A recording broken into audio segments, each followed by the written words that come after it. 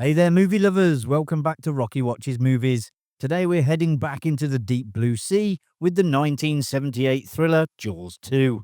The sequel to Spielberg's iconic classic brought us the unforgettable tagline, just when you thought it was safe to go back in the water. But how much do you know about the behind-the-scenes drama, production challenges, and hidden details that made this film a worthy follow-up? So grab your life jackets and get ready to dive into 20 things you never knew about Jaws 2. In the first film, the character Quint, portrayed by Robert Shaw, recounts to his crewmates how he survived the real-life USS Indianapolis tragedy during World War II. Hundreds of defenseless sailors were devoured by sharks after the ship sank. While Quint was a completely fictional character, he delivered the harrowing true story with chilling conviction. This real-life shark horror was initially intended to inspire the plot of Jaws 2, envisioned as a prequel rather than a sequel. In 1975, Steven Spielberg said that making a sequel to anything is just a cheap, carny trick, and revealed he didn't even reply to the producers when approached to direct Jaws 2. Not quite sure how the indie films and Jurassic Park 2 go with that statement, but hey, he was young. He also said that the proposed plot would have focused on the sons of Quint and Brody hunting another shark. Producer Richard Zanuck later explained that Spielberg declined the sequel because he believed he had already made the definitive shark movie. Spielberg himself later admitted that his decision was also influenced by the challenges faced during production of the first film, saying, "I would have done the sequel if I hadn't had such a horrible time at sea on the first film."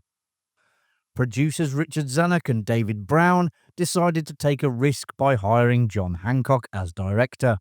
Writer Howard Sackler, a friend of both Hancock and his wife, was initially set to play one of the scuba divers and began collaborating with Hancock on the script in early 1976. However, trouble soon emerged. Hancock's wife, actress Dorothy Tristan, was brought in by Zanuck and Brown to rewrite Sackler's script. She introduced risque behavior among the island's teenagers, added new dialogue, restructured key elements, and expanded Ellen Brody's role. Feeling undermined, Sackler grew increasingly disillusioned with the Hancocks and ultimately left the project. Hancock's interpretation of Amity Island, the setting for the first two Jaws films, was notably bleak. In stark contrast to the vibrant and lively town portrayed in the original, Hancock envisioned a community in decline, still reeling from the aftermath of the shark attacks. However, the producers were dissatisfied with Hancock's dark approach. He was dismissed just a month into production. French director Jeannot Zawak was then brought in to take over and ultimately completed the film. Roy Scheider, the star of the original film, reprised his role as Chief Brody in the sequel, though he was initially reluctant. But the studio made him return due to a contractual dispute. While he was paid 4 times what he earned for the first film, Scheider reportedly disliked his time on set. Scheider also negotiated a deal for points, or a percentage of the net profits. Reflecting on the experience, he said, "I have beat my head against the wall, because after the success of the first Jaws, there were no bonuses, no rewards, no points divided up among the cast. The points from the original film went to author Peter Benchley, producers Zanuck and Brown, Spielberg, and Universal. Universal knows how to cut corners, and I've learned a great deal in the last 3 years." Not only did he resent being part of the project, but the shoot itself proved grueling. He had to endure numerous takes of a scene where he was repeatedly thrown overboard into the water, and the harsh weather conditions added to the strain. Legend has it that Scheider also struggled to get along with the film's director. At one point, producer David Brown attempted to mediate by encouraging the two to address their differences. However, this led to a physical altercation. While the exact details remain unclear, it's believed that tensions stemming from the production's difficulties and disagreements over the director's vision culminated in Scheider's verbal and physical clash with the director. If you're enjoying the video, a subscribe to the channel would be your way of staying out of the water but in on the action. The mechanical sharks from the original film had deteriorated, so new models had to be created for the sequel. The design of these sharks was more ambitious than the ones used in the first film, with a new mouth mechanism introduced to address the issues that plagued the original models. The new sharks were nicknamed Bruce 2, a nod to the sharks in the first film, which were also named Bruce, and the body molds from the original sharks were reused for the new models. The main shark model used for the sequel proved just as difficult to control as the original mechanical menace from Jaws, though. It cost a staggering $1.5 million to build, but due to the issues with seawater, parts of it began to corrode almost immediately. The damage was so severe that the shark's mouth couldn't be closed, leaving it perpetually wide open for much of the film. When the crew did manage to get it to function, the teeth and gums reportedly fell out after the shark clamped down on a boat. Some cast members faced more than just a mechanical shark during filming. Mark Gilpin, who played Chief Brody's son, revealed that a real hammerhead shark appeared while shooting one of the scenes. In the sequence where a group of teens is stranded on a boat, the young actors began waving frantically for help after spotting the shark. However, the crew and director, observing from a distance, didn't realize the actors were genuinely distressed. Since the script called for them to wave for help anyway, their panic went unnoticed. Fortunately, no child actors were eaten during the making of the film. As with the original film, mechanical sharks were used for many of the movie's tense scenes. However, some shots that required more realistic movement couldn't be convincingly achieved with the models, so real footage was incorporated. Australian divers Ron and Valerie Taylor, who had provided close-up footage for the first film, returned to film underwater scenes for the sequel. Roy Scheider faced an unexpected challenge due to his tan. After spending time in the sun between shoots, his skin darkened significantly, creating a continuity issue for the film.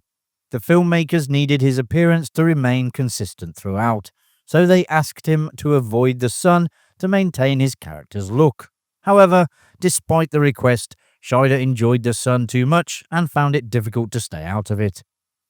Despite receiving a mixed critical reception, Jaws 2 was a commercial success. With a budget of about $20 million, it grossed over $208 million worldwide. Many of the movie's extras were Florida locals. These residents can be seen in the beach scenes, with some even hired as stand-ins for the teenage actors. Not all locals were pleased with the Hollywood invasion, though. Many sported Universal Go Home t-shirts. A novelization of Jaws 2 was written by Hank Searles, based on an earlier draft of the screenplay by Sackler and Tristan. This version bears virtually no resemblance to the screenplay ultimately used. Marvel Comics released a comic book adaptation of the film in Marvel Super Special No. 6, written by Rick Marshall and illustrated by Gene Colan and Tom Palmer. This adaptation was also based on the earlier script. For years, many people have claimed to remember a scene in Jaws 2 where Marge sacrifices herself to save Sean Brody and is shown in the shark's mouth, experiencing a graphic and horrifying death. However, this scene of her in the mouth does not exist, as confirmed through interviews with the directors and actors involved in the film. This misremembered moment is a classic example of the Mandela effect, a social phenomenon where a large group of people incorrectly recalls a significant event or detail. The teenage actors underwent rigorous training to prepare for their roles, which involved a great deal of physical activity and sailing. The production team wanted to ensure the young cast could handle the demanding water scenes, so they organized a boot camp-style training program. The training took place in Florida, where the actors were put through a series of exercises to build strength and stamina. They also had to learn how to sail various types of boats, including catamarans and monohulls, which were used in the film. Trading card company Topps released a set of 59 gum cards, or movie photo cards, and 11 stickers, one per pack, in traditional wax paper wrappers, and to this day they remain a beloved collectible. The cards featured artwork, all stills from the movie, including some alternative shots from different angles or deleted scenes, and a few taken in between takes. Another rare item from the Jaws 2 vault is the cookbook, which was more of a promotional piece than a standard merchandise item. Somewhere in its pages lies a marketing executive's bold idea: humans getting revenge on the shark by eating it.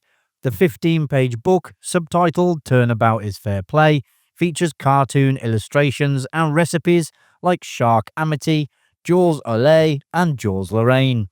The cover illustration depicts a shark divided into fillet and fin cuts, with a crazed fisherman holding a massive fork.